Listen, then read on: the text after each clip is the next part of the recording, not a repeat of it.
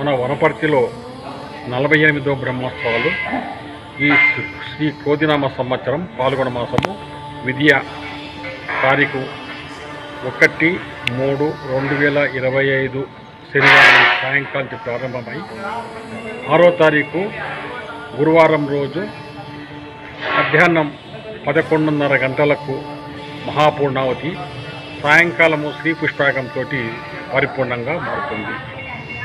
ఈ యొక్క ఉత్సవాల్లో ముఖ్యంగా 2వ తారీఖు ఉదయం గౌరవనీయులు ముఖ్యమంత్రి శ్రీ రేవంత్ రెడ్డి గారు స్వామివారికి అమ్మవార్లకు పట్టు వస్త్రాలు వారు సమర్పిస్తారు.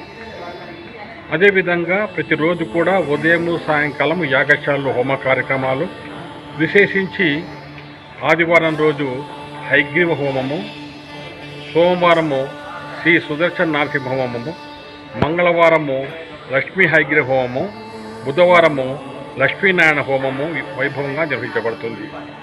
ఈ యొక్క హోమ కార్యక్రమంలో ఎవరైతే సంతానం కావాల్సిన వారు అనుకుంటారో శనివారం రోజు సాయంకాలము ఉపవాసంగా ఉండి ఆదివారం ఉదయం ఏ రకమైనటువంటి ఆహారం తీసుకోకుండా కేవలం పాలు పండ్లు మాత్రం తీసుకొని ఈ యొక్క ఆలయానికి కనుక వస్తే కనుక 10 గంటల ప్రాంతంలో అటువంటి వాళ్లకు గడప్రసాదం ఇవ్వబడుతుంది.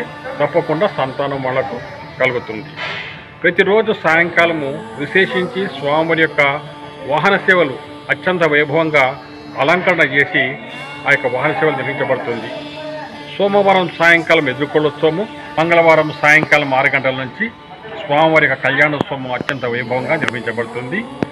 బుధవారం రోజు స్వామి యొక్క రథోత్సవము, గురువారం రోజు మహాపూర్ణావతి ఉదయము, ఆ తర్వాత చక్రతీర్థ స్నానము, సాయంకాలము దీపతోద్వాసన, సాయంకాలం శ్రీ పుష్పాగంతో ఈ యొక్క బ్రహ్మోత్సవ కార్యక్రమాలు ముగిస్తుంటాయి. మన వెంకటేశ్వర స్వామి అత్యంత శక్తివంతమైనటువంటి స్వామి.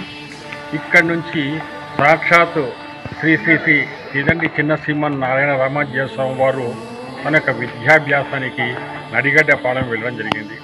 అదేవిధంగా గౌరవనీయులు మన ముఖ్యమంత్రి శ్రీ రేవంత్ రెడ్డి గారు కూడా ఇక్కడనే విద్యాభ్యాసం చేసుకొని ఈ యొక్క ఆలయం లోపల వారు గడపడం జరిగింది.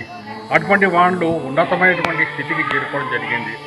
కాబట్టి భక్తులందరూ కూడా స్థానిక వనపర్తి ప్రజలు, చుట్టుపక్కల గ్రామాల ప్రజలు అందరూ కూడా వచ్చేసి ఈ యొక్క కళ్యాణోత్సవం లోపల, బ్రహ్మోత్సవం లోపల ప్రతి ఒక్కరు కూడా పాల్గొని తమ వంతుగా సహకారం అందించి స్వామివారి యొక్క కృపకు పాత్రలు కావాలి. అదేవిధంగా కొంతమంది భక్తులకు అసౌకర్యంగా కలగకుండా మధ్యాహ్నము సాయంకాలము వారికి అన్నప్రసాద కార్యక్రమాలు కూడా ఏర్పాటు చేయడం జరిగింది. కాబట్టి ఈ యొక్క అవకాశాన్ని అందరం కూడా వినియోగించుకుందాం. సదా ఆహ్వానం. జై శ్రీమన్నారాయణ.